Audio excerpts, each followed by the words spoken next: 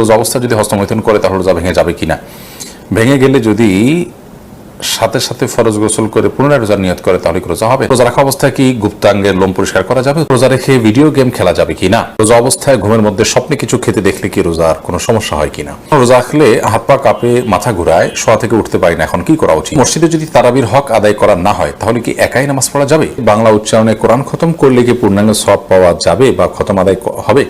সর্বপ্রথম যে প্রশ্নটি আমি দেখতে পাচ্ছি সেটি হলো, রোজা অবস্থায় ঘুমের মধ্যে স্বপ্নে কিছু খেতে দেখলে কি রোজার কোনো সমস্যা হয় কিনা।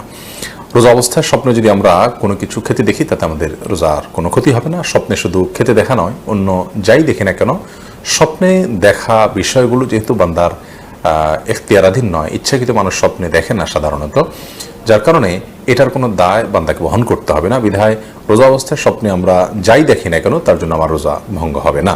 এরপরে প্রশ্ন হলো, রোজা অবস্থায় স্বপ্নদোষ হলে কি রোজা নষ্ট হয়ে যায়? উত্তর হলো না, রোজা অবস্থায় স্বপ্নদোষ হলে রোজা ভঙ্গ হয় না। একটু আগে আমরা বলেছি স্বপ্নে যাই কিছু দেখুক মানুষ, তার জন্য বান্দাকে কোনো দায়বদ্ধতা বহন করতে হয় না। তবে স্বপ্নদোষের ফলে যদি বীর্যপাত হয়ে থাকে তার ফলে গোসল ফরজ ঠিকই হবে। এছাড়া স্বপ্নদোষের কারণে রোজা ভঙ্গ হবে না। এর পরের প্রশ্ন হলো, রোজা রাখা অবস্থায় কি গুপ্তাঙ্গের লোম পরিষ্কার করা যাবে? উত্তর হলো করা যাবে, কোনো অসুবিধা নাই, এর ফলে রোজার বা সিয়ামের কোনো ক্ষতি হবে না।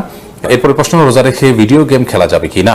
রোজা রেখে আমরা এমন কোনো কাজ করবো না যেটা অনর্থক অহেতুক কাজ। নবী সাল্লাল্লাহু আলাইহি ওয়াসাল্লাম বলেছেন, মাল্লাম ইয়াদা কাওলা যুরি ওয়াল আমাল বিহি আবিল জাহাল ফালাইসা ইল্লাহি হাজাতান ইয়াদা তা'আমা ওয়া শারাবা। যে ব্যক্তি রোজা রেখে মিথ্যা কথা, মিথ্যা কাজ, মূর্খতা সুলভ আচরণ, অনর্থক কাজ এগুলো পরিহার করলো না, সে ব্যক্তির পানাহার বর্জনে আল্লাহর কোনো লাভ নেই। অর্থাৎ এটি একরকম অর্থহীন এবং একরকম অনর্থক সিয়ামে পরিণত হবে। এজন্য এই রোজা রেখে গেম খেলা বা যে কোনো ধরনের সময় অপচয় হয় এরকম কোনো কাজে লিপ্ত থাকা, এটা সিয়ামের যে আদর্শ সেটার পরিপন্থী। সিয়াম আমাদেরকে যে বার্তা দেয়, সিয়াম আমাদেরকে যে শিক্ষা দেয়, যে মেসেজ দেয়, সেটা হলো আমরা এর মাধ্যমে নিজেকে সংযমী করব। আমরা পানাহার থেকে বিরত থাকি, অথচ পানাহারের প্রয়োজন আছে আমাদের, এখান থেকে আমরা সংযম শিখি মূলত। ঠিক একইভাবে ভিডিও গেমস খেলতে ইচ্ছা করছে, আবার করার সুযোগও আছে, তারপর আমরা করব না, কারণ সফল ইমানদারের বৈশিষ্ট্য হলো ওয়াল্লাযীনা হুম আনিল লাগwi মু'রিদুন, তারা অনর্থক অহেতুক কাজ থেকে বিরত থাকেন। বিধায় এখানে সংযমের পরিচয় আমাকে দিতে হবে, সিয়ামের উদ্দেশ্যই সেটা।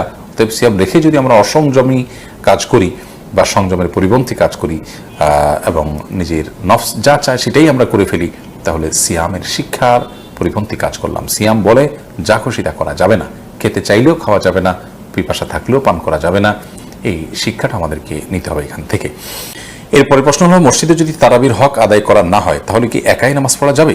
মসজিদে তারাবি পড়তে গিয়ে যদি খুব বেশি হুলস্থুল করা হয়, খুব বেশি তাড়াহুড়ো করা হয়, যার ফলে অর্থের মধ্যে বিকৃতি সাধন হওয়ার আশঙ্কা থাকে, বড় ধরনের ত্রুটি হয়, কি পড়া যায় কিছুই বোঝার উপায় নেই, রুকু সিজদার মিনিমাম যেটুকু প্রয়োজন অপেক্ষা করা কমপক্ষে সেটুকুও যদি কেউ না করে, তাহলে সেক্ষেত্রে অবশ্যই আপনি বাসা বাড়িতে অন্য আরও কাউকে সাথে নিয়ে জামাত করতে পারেন, কিংবা একাকীও তারাবি পড়তে পারেন। কিন্তু ফরজ যে নামাজ আছে সে নামাজ অবশ্যই জামাতের সাথে মসজিদে আপনাকে আদায় করতে হবে, সেটা এক মসজিদে না হলে অন্য মসজিদে। আর তারাবিটা আপনি বাসায় আলাদা জামাত করে আদায় করতে পারেন, বিশেষ করে যখন এই অজুহাত আপনার থাকবে।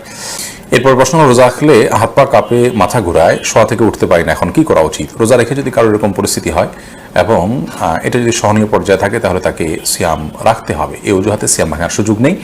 আর যদি এটা চরম পর্যায়ে পৌঁছে যায় এবং কোনোভাবেই যদি এটা তারা করতে না পারেন, অর্থাৎ এই সিয়াম রাখতে গিয়ে তার মাথা ঘোরানো এবং হাত পা কাঁপা, এটা যদি চরম পর্যায়ে পৌঁছে, যেটা অসহনীয় পর্যায়ে এবং আশঙ্কা থাকে তার জীবনের উপরে, ডক্টর দেখানোর পর ডক্টরও যদি তাকে রেকমেন্ড করেন, যিনি সিয়ামের গুরুত্ব বুঝেন, এরকম ডক্টর, অভিজ্ঞ ডক্টর, তিনি যদি বলেন যে সিয়াম ভেঙে ফেলতে হবে, তাহলে সেক্ষেত্রে রোজা না রাখার সুযোগ আছে। কিন্তু সামান্য একটু শরীর খারাপ লাগছে, তখন তো রেস্ট করবেন, শুয়ে থাকবেন, কিন্তু রোজা ভাঙতে যাবেন না ঠুনকো অজুহাতে। বাংলা উচ্চারণে কোরআন খতম করলে কি পূর্ণাঙ্গ সওয়াব পাওয়া যাবে বা খতম আদায় হবে? বাংলা উচ্চারণে কোরআনে কারীম দেখে দেখে তেলাওয়াত করা উচিত নয়, এ বিষয়ে কোনো উল্লেখযোগ্য আলেমের দ্বিমত নেই। সবাই এটাকে নিষেধ করেন, কারণ কোনো ভাষার উচ্চারণ অন্য কোনো ভাষা দিয়ে আসলে পরিপূর্ণভাবে করা যায় না, এক্ষেত্রে ত্রুটি এবং বিকৃতির সমূহ আশঙ্কা থাকে। আল্লাহ তাআলার কালাম, এখানে বিকৃতির ভয় থাকলে সেই ভয় আমাদের সাবধান হওয়া উচিত। কোরআনে কারীম সেখানে নেওয়া উচিত কষ্ট করে, অথবা তেলাওয়াত আমরা শুনে সেটাকে আমরা সওয়াব আহরণ করার চেষ্টা করব, বুঝে পড়ার চেষ্টা করব, কিন্তু বাংলা কিংবা ইংরেজি বা কোনো ভাষার উচ্চারণের সহযোগিতায় কোরআনে কারীম তেলাওয়াত করা উচিত নয়। পরে প্রশ্ন হলো, রোজা অবস্থা যদি হস্তমৈথুন করে তাহলে রোজা ভেঙে যাবে কিনা? ভেঙে গেলে যদি সাথে সাথে ফরজ গোসল করে পুনরায় রোজার নিয়ত করে তাহলে কি রোজা হবে না। এর ফলে রোজা আর জোড়া লাগবে না। হস্তমৈথুন করে বীর্যপাত করে বীর্যপাত যদি কেউ করে তার ফলে রোজা ভেঙে যাবে। এই রোজা তাকে পরবর্তীতে রেখে দিতে হবে এবং এই রোজার ভাঙার ফলে তাকে কাফারাও আদায় করতে হবে। অর্থাৎ একটি রোজার কারণে তার একটা রোজা তো কাজা করতেই হবে, সাথে আরও 60টা রোজার টানা ধারাবাহিকভাবে বিরতিহীনভাবে রেখে দিতে হবে। এটি তার জন্য একরকম শাস্তি এবং এটি জঘন্য অপরাধ বটে। যার কারণে আল্লাহ মাফ করুক। এ ধরনের অপরাধ থেকে আল্লাহ তাআলা হেফাজত করুন এবং এই ধরনের অপরাধ থেকে আমাদেরকে বেঁচে থাকার মতো ইমানের শক্তি তাকওয়া আল্লাহ তাআলা আমাদেরকে দান করুন।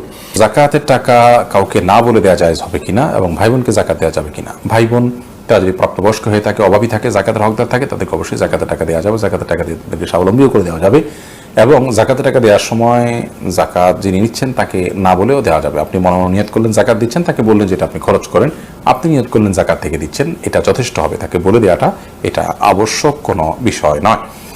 এরপর প্রশ্ন হলো যাকাতের টাকা খরচের খাতগুলো কি কি। যাকাতের টাকার খরচের খাত সম্পর্কে আল্লাহ রাব্বুল আলামিন সূরা তওবার 60 নম্বর আয়াতে 8টি খাতের কথা বলেছেন।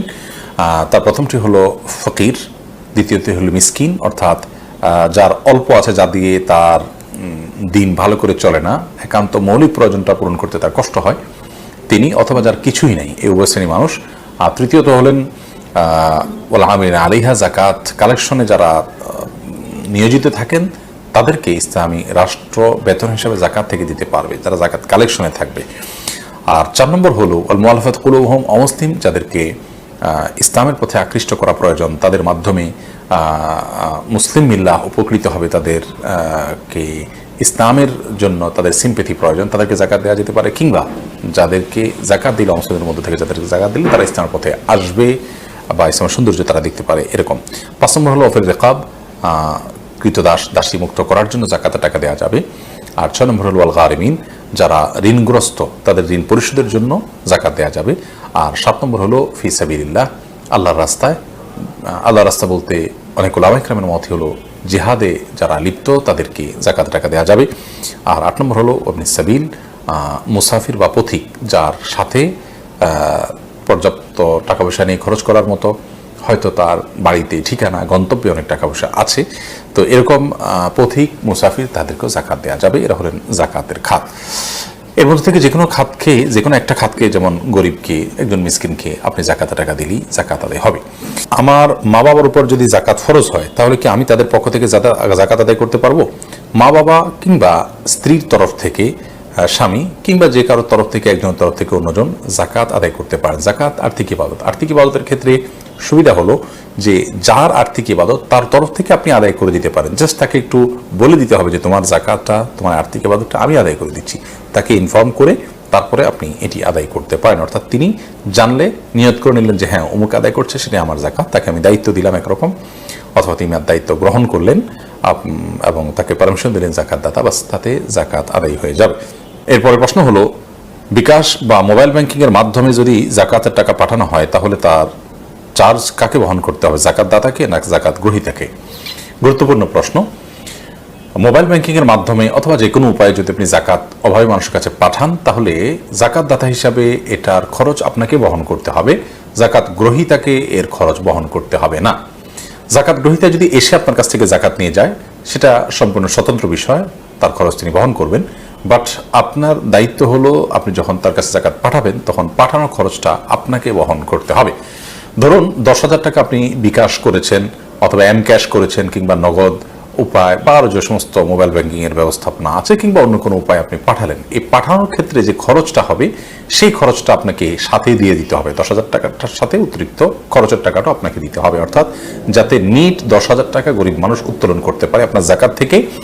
যদি আপনি এটি না করেন তাহলে সেক্ষেত্রে আপনার যাকাত থেকে যে পরিমাণ টাকা কস্ট হিসাবে বা চার্জ হিসাবে কাটা হবে সেই পরিমাণ টাকা আপনার যাকাত থেকে অনাদায় থেকে যাবে, সেটি আবার আপনাকে আদায় করতে হবে। ধরুন 10,000 টাকা উত্তোলন করতে তার 1,000 টাকা খরচ হলো ফর এক্সাম্পল, তাহলে অথবা 100 টাকা খরচ হলো কিংবা 200 টাকা খরচ হলো, এই যে টাকাটা খরচ হলো এই কয় টাকা আপনার যাকাত থেকে কম আদায় করা হলো, কারণ গরিব এই 200 টাকা কম পেয়েছে, 9,800 টাকা পেয়েছে হয়তো, কথার কথা। তো সেজন্য যাকাত দাতাকেই পাঠানোর খরচ বহন করতে হবে।